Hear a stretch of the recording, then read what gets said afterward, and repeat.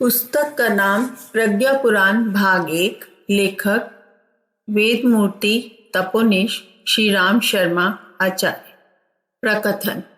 भारतीय इतिहास पुराणों में ऐसे अनगणित उपाख्यान हैं जिनसे मनुष्य के सम्मुख आने वाली अनगणित समस्याओं के समाधान विद्यमान हैं। उन्हीं में से सामयिक परिस्थिति एवं आवश्यकता को ध्यान में रखते हुए कुछ का ऐसा चयन किया गया है जो युग समस्याओं के समाधान में आज की स्थिति के अनुरूप योगदान दे सके। सर्वविदित है कि दार्शनिक और विवेचनात्मक प्रवचन प्रतिपादन उन्हीं की गले उतरते हैं जिनकी सुविकसित मनोभूमि है, परंतु कथानकों की यह विशेषता है कि बाल वृद्ध नर नारी शिक्षित अशिक्षित सभी को समझ में आते हैं और उनके आधार पर ही किसी निष्कर्ष तक पहुंच सकना संभव होता है। लोक रंजन के साथ लोक मंगल का यह सर्वसुलभ लाभ है। कथा साहित्य की लोकप्रियता के संबंध में कुछ कहना व्यर्थ होगा। प्राचीन काल 18 पुराण लिखे गए, उनमें से भी काम न चला तो 18 उप पुराणों की रचना हुई। इन सब में कुल मिलाकर 1 करोड़ श्लोक हैं, जबकि 4 वेदों में मात्र 20,000 मंत्र हैं। इसके अतिरिक्त भी संसार भर में इतना कथा साहित्य सृजा गया है कि उन सबको तराजू के एक पलड़े पर रखा जाए और अन्य साहित्य को दूसरे पर, तो कथाएं ही भारी पड़ेंगी। फिल्मों की लोकप्रियता का कारण भी उनके कथानक ही हैं। समय परिवर्तनशील है, उसकी परिस्थितियां, मान्यताएं, प्रथाएं, समस्याएं एवं आवश्यकताएं भी बदलती रहती हैं। तदनुरूप ही उसके समाधान खोजने पड़ते हैं। इस शाश्वत सृष्टि क्रम को ध्यान में रखते हुए ऐसे युग साहित्य की आवश्यकता पड़ती रही है जिसमें प्रस्तुत प्रसंगों से उपयुक्त प्रकाश एवं मार्गदर्शन उपलब्ध हो सके। इस तथ्य को ध्यान में रखते हुए अनेक मन स्थिति वालों के लिए उनकी परिस्थिति के अनुरूप समाधान ढूंढ निकालने में सुविधा दे सकने की दृष्टि से इस ग्रंथ के सृजन का प्रयास किया गया है। प्रथम किस्त में प्रज्ञा पुराण के 5 खंड प्रकाशित किए जा रहे हैं।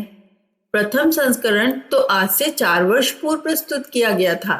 तदुपरांत उसकी आवृत्तियां प्रकाशित हो चुकी। अब 4 खंड एक साथ प्रस्तुत किया गया था। तदुपरांत उसकी अनेक आवृत्तियां प्रकाशित हो चुकी। अब 4 खंड एक साथ प्रस्तुत किए जा रहे हैं। इतने सुविस्तृत सृजन के लिए इन दिनों की एकांत साधना में अवकाश भी मिल गया था। भविष्य का हमारा कार्यक्रम एवं जीवन काल अनिश्चित है। लेखनी तो सतत क्रियाशील रहेगी। चिंतन हमारा कार्यक्रम एवं जीवन काल अनिश्चित है। लेखनी तो सतत क्रियाशील रहेगी, चिंतन हमारा ही सक्रिय रहेगा। हाथ भले ही किन्हीं के भी हों। यदि अवसर मिल सका तो और भी अनेक खंड प्रकाशित होते चले जाएंगे। इन 5 खंडों में समग्र मानव धर्म के अंतर्गत मान्यता प्राप्त इतिहास पुराणों की कथाएं हैं। इनमें अन्य धर्मावलंबियों के क्षेत्र में प्रचलित कथाओं का भी समावेश है, पर वह नगण्य सा ही है। बन पड़ा तो अगले दिनों अन्य धर्मों में प्रचलित कथानकों के भी संकलन इसी दृष्टि से चयन किए जाएंगे, जैसे कि इस पहली 5 खंडों की प्रथम किस्त में किया गया है। कामना तो यह है कि युग पुराण की प्रज्ञा पुराणों के भी पुरातन 18 पुराणों की तरह 18 खंडों का सृजन बन पड़े। संस्कृत श्लोकों व उसके अर्थों के उपनिषद पक्ष के साथ उसकी व्याख्या एवं कथानकों के प्रयोजनों का स्पष्टीकरण करने का प्रयास इस पुराण में किया गया है।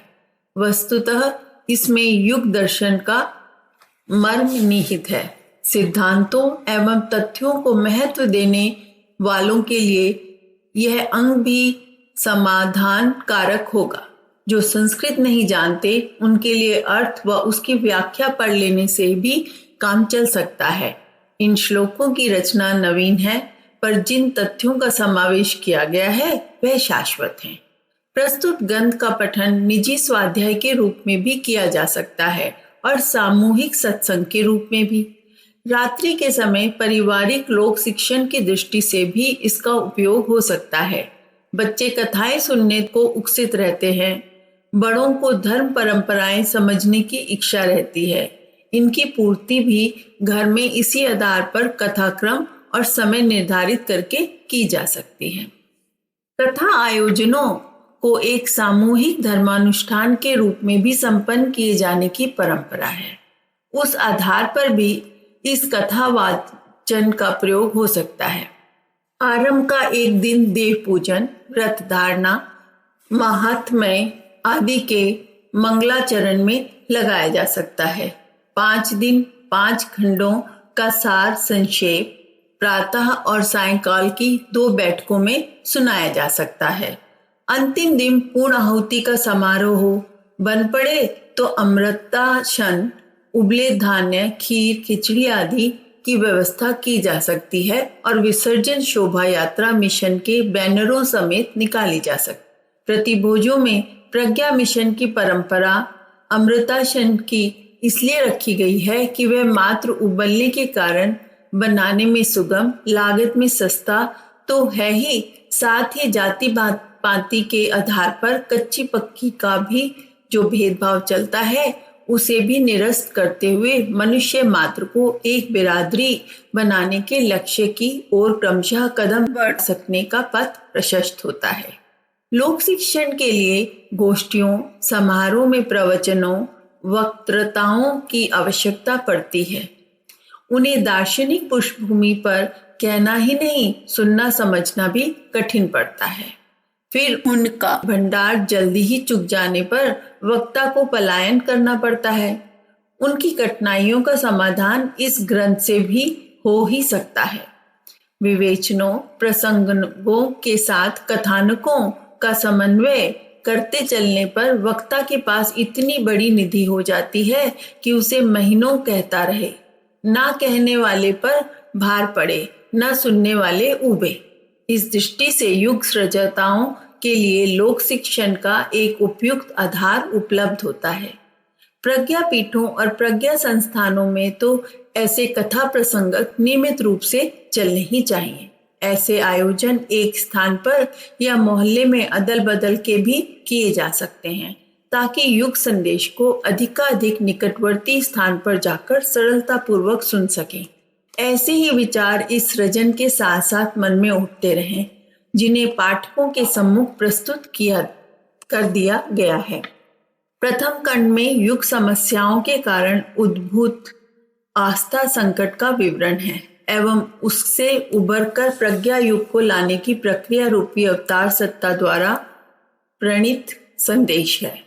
भ्रष्ट चिंतन और दुष्ट आचरण से जूझने हेतु अध्यात्म दर्शन को किस तरह व्यवहारिक रूप से अपनाया जाना चाहिए इसकी विस्तृत व्याख्या है एवं अंत में महाप्रज्ञा के अवलंबन से संबंधित सतयुगी परिस्थितियों की झांकी है। इस समग्र प्रतिपादन में जहां कहां अनुपयुक्तता, लेखन एवं मुद्रण की भूल दृष्टिगोचर हो उन्हें विज्ञान सूचित करने का अनुग्रह करें।